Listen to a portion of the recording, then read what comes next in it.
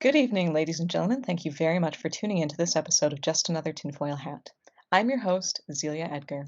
The aim of this show is to discuss all aspects of the paranormal, from the relatively mainstream to the downright bizarre, to pose questions and entertain ideas regarding every angle of the unexplained. So hang on to your tinfoil hats, keep your hands and feet inside the saucer, and please, enjoy the ride. Tonight, I'm very pleased to introduce my guest.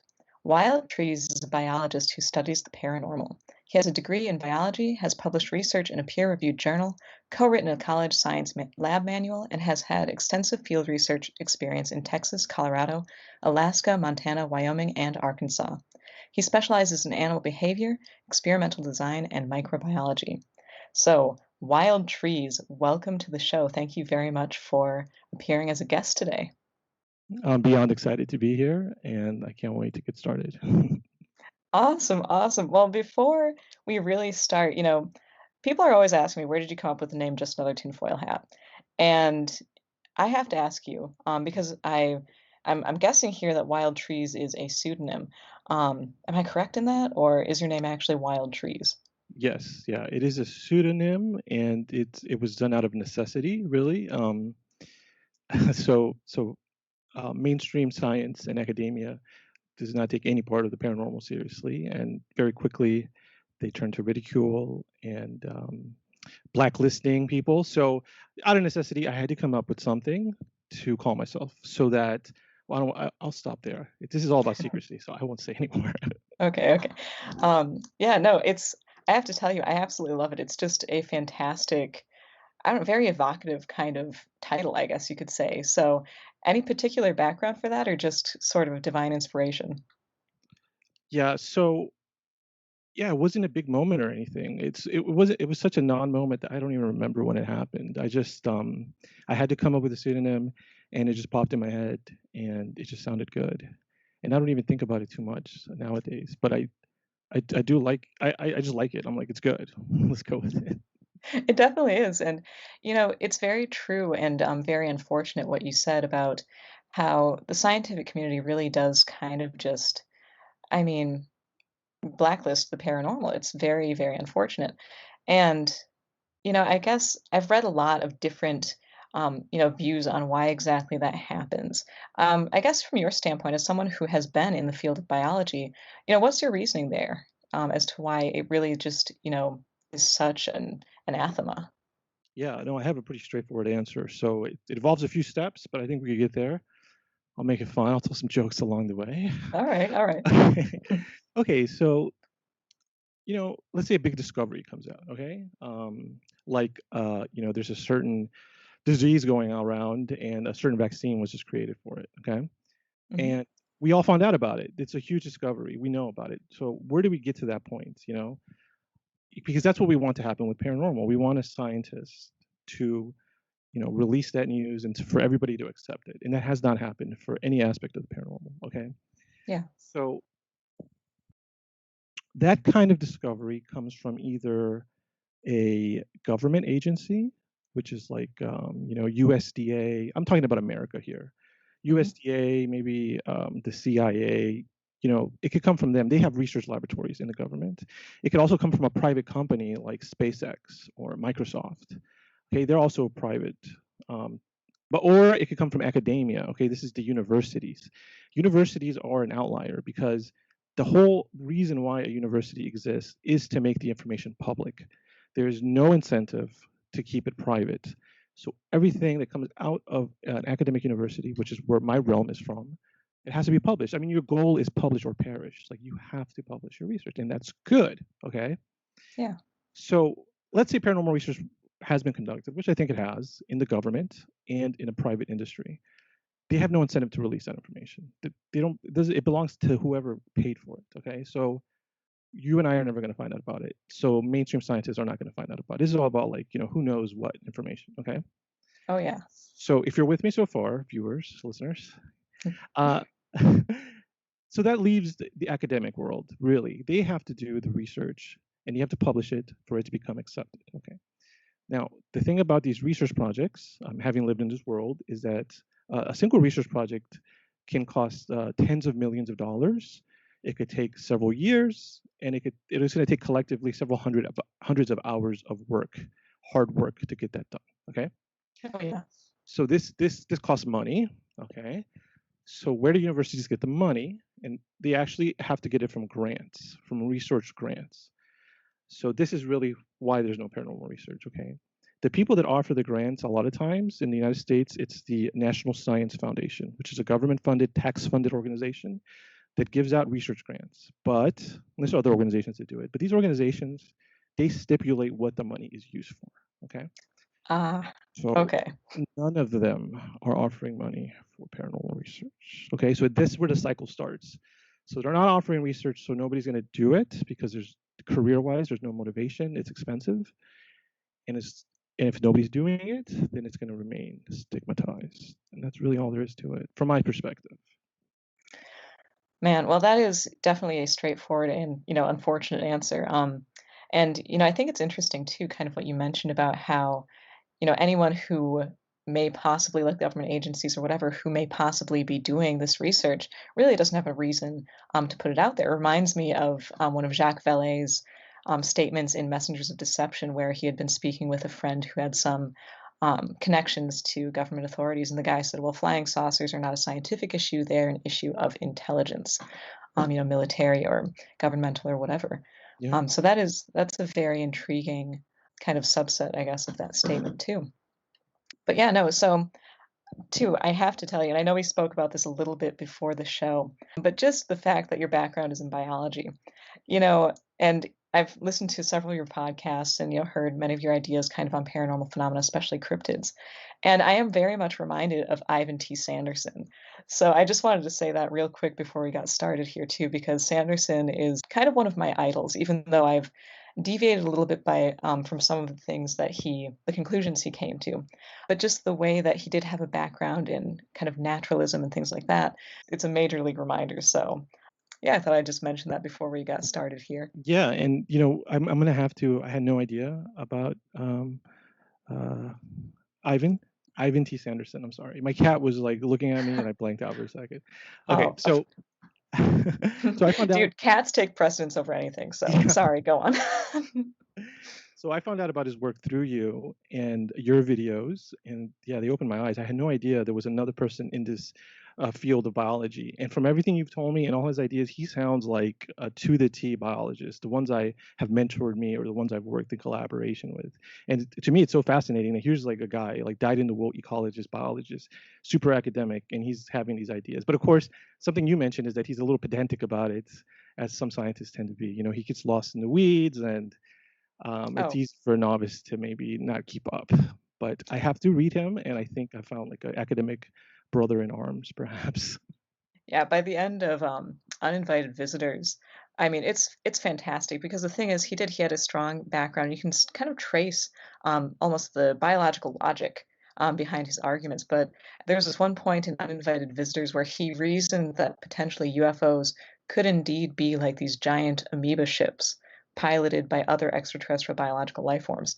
And the thing is that the whole time he had walked you through it so well, I was like, you know, not gonna rule it out. Um, So, but yeah, no, he's oh, for, sorry, go on. I was just gonna say I have to interject and say that that I went on a road trip recently, this, Yeah. and I listened to. I was like, let me just listen to everything on Just Another Tinfoil Hat. Just put the playlist on, and so I'm like halfway through, like 14 videos in, but my absolute favorite video is the living UFO videos you were just mentioning. That just had me like, I mean, it just had me like beaming with excitement and interest. I mean, I'm attempting to start a academic research project. My first Ooh, go with paranormal stuff, and I've made a yeah. list of four categories. And as soon as I heard your video, that was immediately added to the list. I was like, I need to do a survey of the upper atmosphere to see if there's evidence of large amoeba-like creatures. Of course, why not? Why wouldn't I do that? Fantastic. I'm glad you enjoyed that one because, that is something where, again, a lot of my ideas I've pinned firmly in kind of the more John Keel category, that a lot of these things may be kind of part subjective, part objective manifestations. But in saying that, I do not believe that even something as all-encompassing as, say, the ultra-terrestrial theory, which surprisingly enough, too, Ivan Sanderson actually coined that term, instead of Keel as many people think. But anyway, I'm by no means saying that literally everything falls into that category. And I think that the living UFO idea is something that really should be looked into because a lot of people, and especially recently, it's kind of become, I want to say it's back in the limelight, sort of. People saying that they're seeing these things that look like deep sea organisms. Sky jellyfish is kind of almost a meme for that sort of occurrence. So I'm really glad you like that one. What are your thoughts on, do you think there is the possibility that there could be some, like from a biologist, do you think there's the possibility that something like that could exist in our atmosphere? 100% yes. Awesome. I one of my backgrounds is also in well, I do a lot of surveys of organisms, surveys of invertebrates. So that means I go to the woods and I just, yeah, my job is to like get in this 1 millimeter long, fascinating beetle's head and try to find out where he could be to document him. And I do that, rinse and repeat 100 times, and get stuck in quicksand and get haunted in a Oh boy. house by non-humans. It's all part of the job, of course. Now, Right. so I will say that, yeah, I found a new species of beetle. Okay, and I'm keenly interested in new species. A business model that I'm working on is for one of my, it's one of my businesses I told you about, Zelia. Not the Mm. one that has to do with the Italian brothers, but the other one. You get what I'm saying? Okay. You get what I'm I putting think I get what you're saying. Yeah. down? Yeah. Okay, I think I'm so picking up what you're putting down.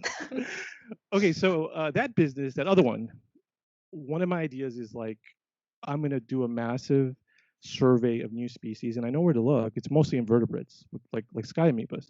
Mhm. I will start there because I will find several thousand new species, and I will sell the naming rights to benefit my organization. So I will Oh, discover wow. right, beautiful new species, and somebody will bid money, and they'll get to name it whatever. They can name it after their ex-girlfriend if it's ugly, you know, water leech, Oh, man. or whatever. So that being said, I will say right now there are thousands of undiscovered species on this planet. Thousands and thousands. The vast majority of them are probably small, microscopic, or invertebrates. Okay, but this planet is so big, and there's areas like the ocean, the upper atmosphere, underground, and in mountains and underwater where humans just don't live. We just never go there. And I think there's great possibility for large, undiscovered and intelligent species to live in these areas because they've been neglected. That's why the sky jelly thing is fascinating to me. It's also very non-threatening. I'm like, giant amoeba, that's not going to kill me or haunt me for several years. Maybe I'll go look into that. That sounds a lot like the clam, something I'm more, familiar with. Oh, we can hope, right? I mean, because I can't imagine that if there are indeed, terrifying sky amoebas trying to come down and, haunt you, that would be terrible. Underestimate them. But yeah, you did mention their delicate nature and how they kind of Mhm. fall apart. And so I'm like, okay, I'm digging this delicate nature. Okay. I'm a hard-bodied Yeah. organism. Well, that is, that's the thing too, is I feel like very often when people think of like a new species, they're thinking in terms of what's very familiar to us, which is the vertebrate, something that you can, you know, pick up that's walking around, whatever, that has an intelligence that we understand. They're not thinking so much in terms of something that would almost seem alien to us, such as an invertebrate, which, like you said, I think that there's a huge propensity for things like that to exist and go unnoticed.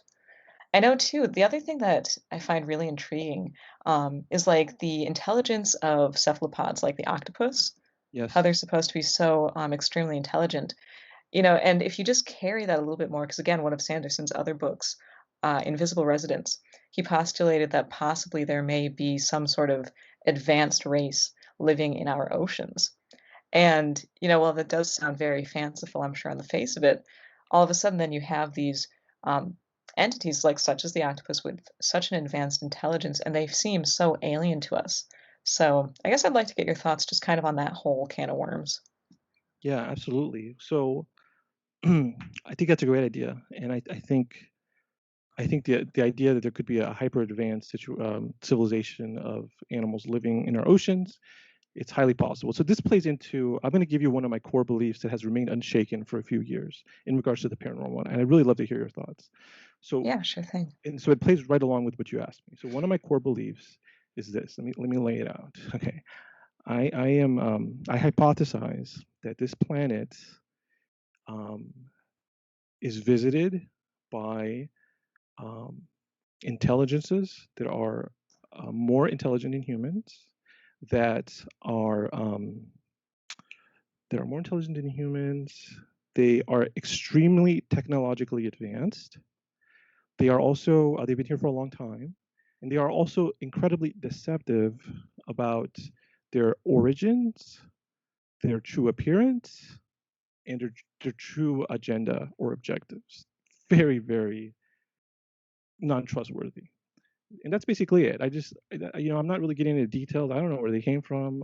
The main thing is I think that they're super intelligent. They've been here for a long time, and they have credible technology. Other than that, it's kind of like, oh, it could all be smoke and mirrors. I don't know. So of course, what you told me about the civilization, it fits right into my construct. But what do you think about that statement I made? I am right there with you as far as the deceptive nature, and I do think too that there's a conceit among mankind that we are the pinnacle of evolution. And I'm sure that probably sounds a little, I don't know, heretical or something to say it so blunt like that. But I do think that, we just simply we don't know very much about what we are. We don't know much about the world around us. And so it's important that we keep looking. And I think that that's a driving force I know for me on being interested in the paranormal. And yeah, I think that right alongside us, there has been this force, and I can't go into any more detail than that because simply I don't know, that will manifest in many ways. And I do agree as well, like you just said, that it is highly deceptive and goes out of its way to prove the folklore of the time. And of course, this is seen a lot of people, especially with Passport to Magonia, Valet's fantastic book. We now can safely say that, sure, the fairy faith of Celtic countries and fairy faiths worldwide, I would actually add to that. A lot of people are comfortable saying, oh, well, that was just the aliens. We just didn't know what to call them. The problem is, and I've said this many times before, I just wonder in a couple hundred years, when they're laughing at us for calling these occurrences extraterrestrials, what are they going to be calling them then? So I do feel as though there is this phenomenon which goes out of its way to prove our beliefs before kind of retrofitting itself to whatever comes next. So, and yeah, and I think that the technology thing is one thing where, I'm not sure if it uses technology as we understand it, or if it is simply some form or intelligence that we don't understand. I think those questions were all posed by when I read Daemonic Reality by Patrick Harper. If it is some sort of just lurking denizen of the collective subconscious. But no, yeah, I absolutely agree, especially with the deceptive nature of these types of phenomena.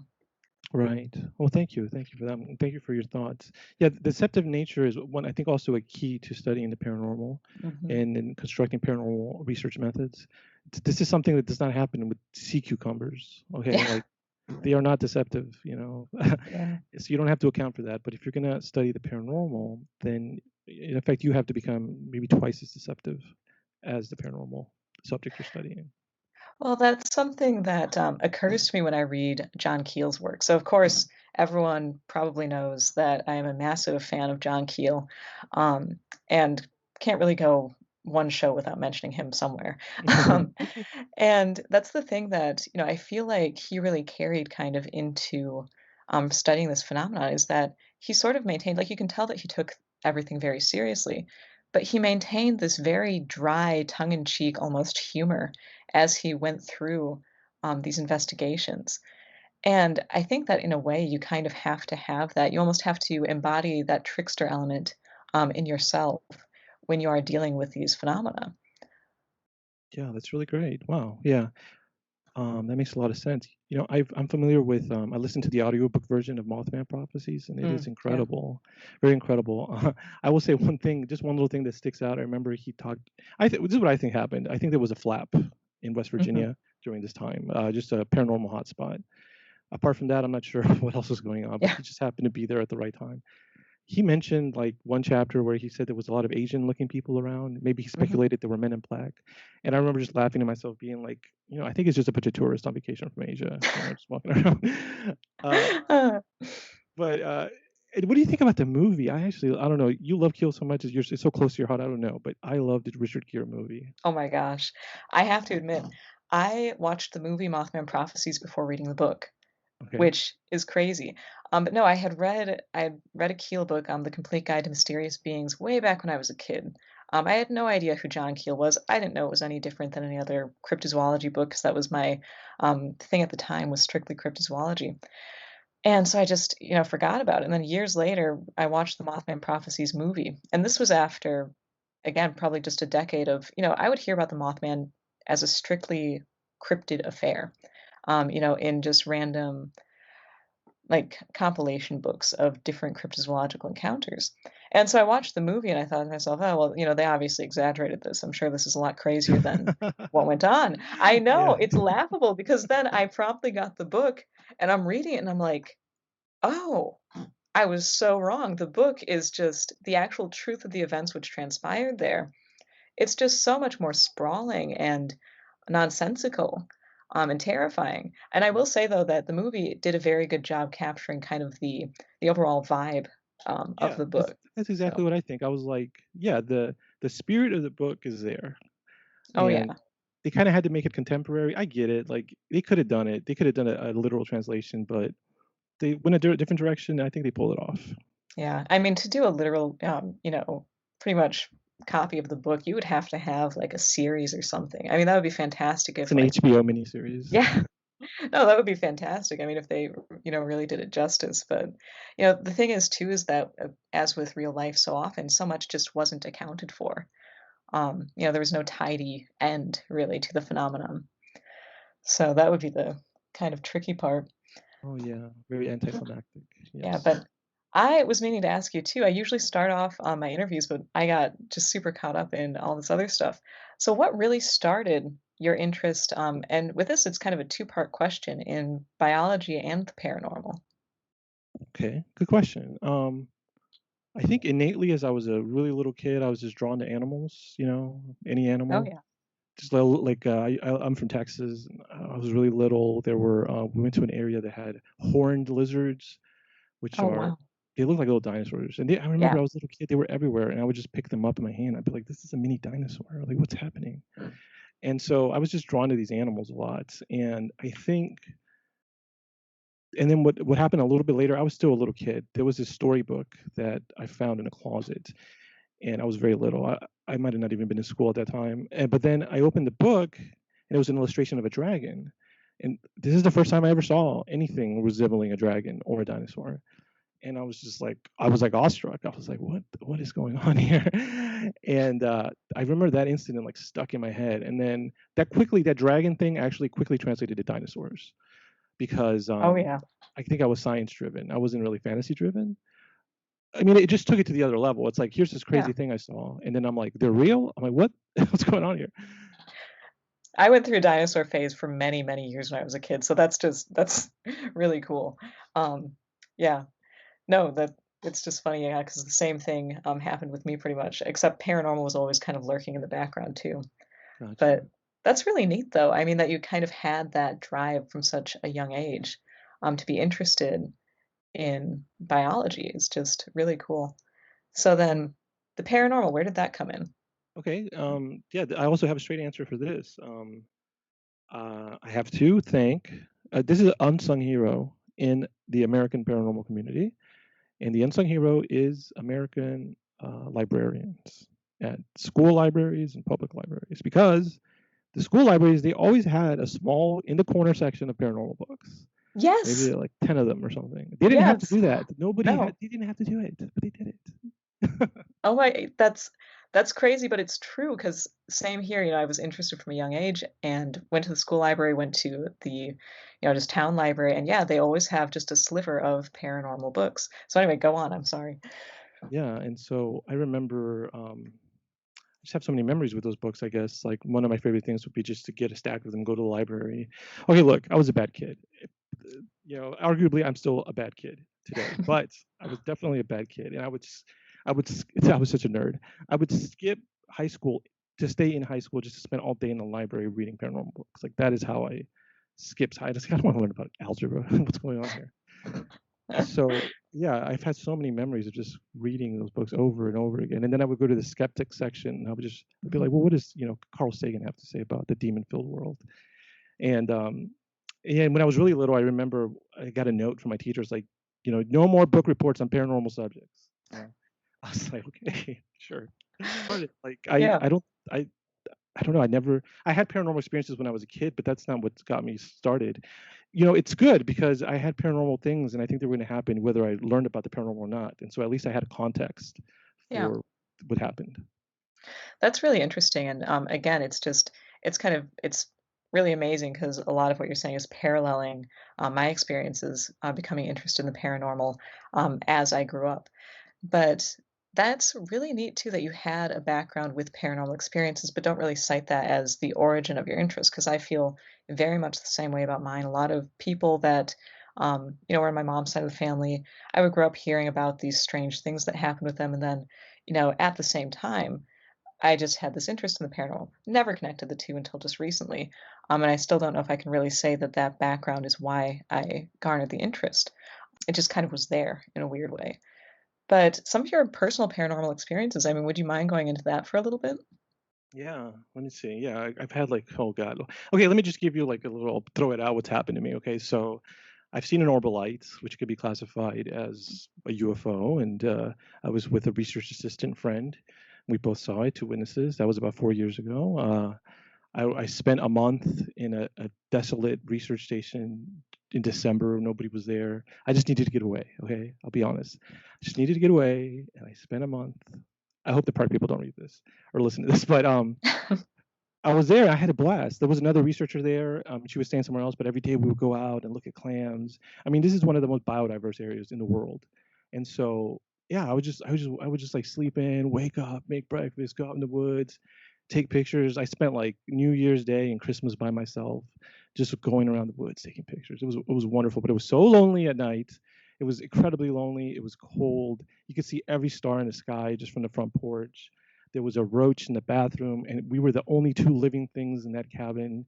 And I loved it so dearly. And I would talk to it. I would give it mangoes, which it didn't like, and it was great. It was great. Yeah. And then here I am. I'm already on edge because it's a creepy house, and there was a UFO sighting in that area, and the video is still up, and it happened while I was there. So I was like, Mhm. okay, there's a UFO sighting here, and this area is known for landed craft. It's known for orbs of light. It's known for Bigfoot. And a big article about ATIP had just come out. So ATIP being a secret Pentagon program to study UFOs. To a lot of people, and I think in the history books, that event, that article is going to be like a watershed moment where things Mhm. changed. Yeah. So that had just come out, and so yeah, I get this phone call in the middle of the night by myself, and you've given me a lot of insight. Thank you so much for this event. So Yeah, sure thing. you know, I answered it, and immediately I was just like, I was thrown off base because one voice started talking to me, and it did not sound feminine or masculine, and it did not sound human. It did not sound like a foreign language, but it was definitely an intelligent conversation. Like it was somebody was trying to communicate something to me. But you know what? It did have like a trickster kind of like impish fairy like vibe to it. Yeah. Incredibly non-human. And I was like confused. I was like, I probably sounded like an idiot. I was like, what? Huh? Come again? I started getting nervous, very nervous. Very quickly in my mind, I was like, this is an alien and I'm going to get probed tonight. I was like, no. I was like, not today, Satan. So I was very scared. And then to make matters worse, another voice came on. It was like a three-way call. And Hmm. this other little voice it was the same animal, but it was like it had its own little thing. It was this little buddy. And he started talking to this first thing. And he started talking and like laughing at each other. And I was like, oh my God, they're laughing at me. I was like, they're gonna abduct me. They're laughing at me. And I was like, looking back, God, man, I wish I could have handled it differently. I wish I would have been like laughing with them. Like, yeah, this is awesome. Like, come on down. Like, let's have a beer. I want to know everything about you. Go ahead and Oh, probe man. me. I don't care. Anyway, that's not what happened. Yeah. I was so scared. I was so scared, and I got into defensive mode. Okay. Yeah. So, um, I love this area, but I have almost died several times in this area. Oh, wow. So one time I was like walking down this huge river to collect beetles, and it had a huge bank completely made of sand, very desolate. Me and my research assistant, which is important. She doesn't weigh anything. She's a very petite girl, and we were just walking, and I guess I walked in the wrong place, and the water was mixing with the sand in the right concentration that I was like immediately stuck up to like my thighs, Oh my just gosh. immovable, immovable. And I saw my research assistant, and she was hopping around. like a little fairy on top of quicksand. And I realized with my analytical brain, my panic brain, I was like, she does not weigh enough to break the surface tension of the sand. But I weigh like 5 times what she weighs. Therefore, I'm going to die. But Oh my gosh. I was like, okay. I was like, I gotta collect myself. I was like, I'm not gonna let her know what's happening because it'll spoil her fun. She's like really enjoying this. And I was like, okay, so I'm just gonna slowly, like, what did that guy say on the Discovery Channel? You know, what did Tarzan do? I was like, I think what I did is I just very slowly and methodically inched my way out, and I got out. Oh Um, man. See, that to me, that's scarier than a UFO. Like quicksand for some reason is one of those like archetypal images of mine that's just like, nope. Big nope. it's real too. I was like, I thought this stuff was like fairy tales, but no, Oh it happens. man. And so anyway, so what I'm saying is like I felt like I was in one of those situations again. I'm like, Yeah. okay, now what have I got myself into? So that's why I did what I did next. I was like, okay, I have to do something. I was like, what I'm going to do is I'm going to listen carefully to what they're saying, really carefully. And around this time, I realized that every single word they were saying was in English. They were English words, but they were not used correctly or in order, and they had a weird rhythm. No, they had the correct rhythm to it. I'm sorry, it was a natural rhythm.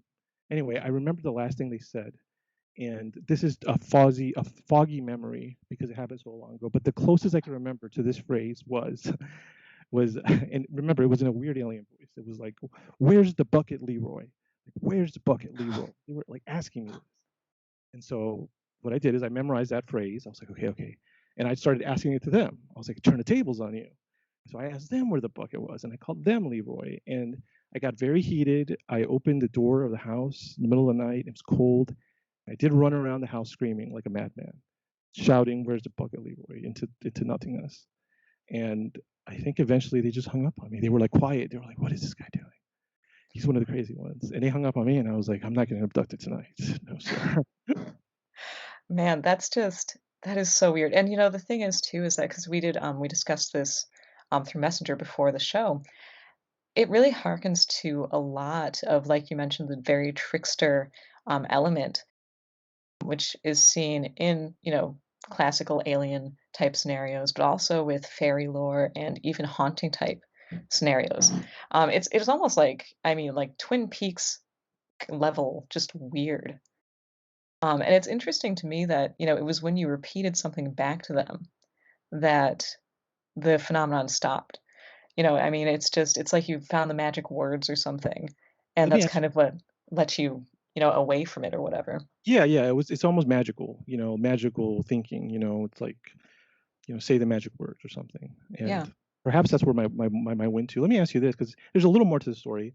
Yeah, sure thing. Are you familiar with the Secret Cipher of the UFOnauts? Yes, I have not actually, like, read it, but I am familiar with the work, yeah. Can you give because I have a story to tell about it, but I don't understand the book itself. Can you tell me like a brief, what is this book all about really? Oh, boy. Gosh, it's been a while since I've thought about it, so the author's name is escaping me. But pretty much it's like a lot of these other, kind of channeled works, like Owaspy. Owaspy is probably the best known one, which was apparently channeled through this, dentist. Okay. And it essentially, it's supposed to be kind of the language by which this alien intelligence communicates. Again, I haven't read it, unfortunately. I've only kind of read about it. But that's the gist of it, I would say. No, I think it has almost vaguely like religious overtones. So many of these channeled works, which claim to come from such, interstellar entities as Ashtar, they read very almost biblical. The Secret Cipher of the UFOnauts is no exception. Okay. So the other part of the story with this book, thank you for that Yeah, sure thing. synopsis, is that somebody, I think his name is Timothy Renner, although I could be completely Mm, wrong. Somebody made a website that you put in a phrase and it translates it using the cipher, because apparently there's a cipher and you could put in words that these beings tell you and you get a true meaning behind it. Okay. really? I was not aware of that website, but that is fantastic. I'll be So I looking did that it. up. I was like, where's the bucket, Leroy? And what's very interesting is that I don't know how it works because it gave me like 20 hits. The Mhm. first two or three didn't make any sense, but the third one was incredibly striking. I wish I had it in front of me, but the gist of the translation was, you know, but it was in this really flowery language. It was saying basically, that UFOs are going to come and they're going to be spheres inside of cubes. That's what it said. And what's interesting is that recently has been reported that on the East Coast, military pilots have been noticing UFOs that are exactly that, spheres Oh, inside wow. cubes. And so I Huh. was like, well, it could be nothing, but I was like, it's interesting, very interesting. Well, yeah, I mean, and the thing is, because, again, I've changed a lot from the very beginning of my research, to this point now where it's hard to determine kind of, with classical paranormal research, it's very easy to say, well, this isn't important because it doesn't subscribe to the current values of our mode of frame of reference. But recently, once you start blending all of this stuff, where does the true importance lie? Because, even given that that was just absolute coincidence, it's still really odd that that was what it translated to, and now there are these sightings explaining exactly that. It's synchronistic, if nothing else. Yeah, there you go. Is that if nothing else, it's synchronistic. And I will say, my good friend Stephanie Quick pointed out this to me, that synchronicity is in biology.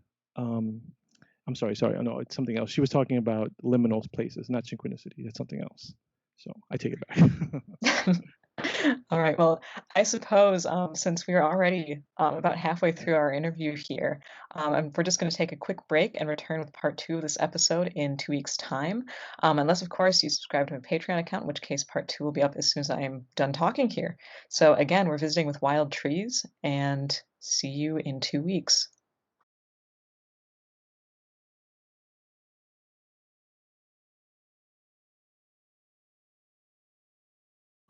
Doing.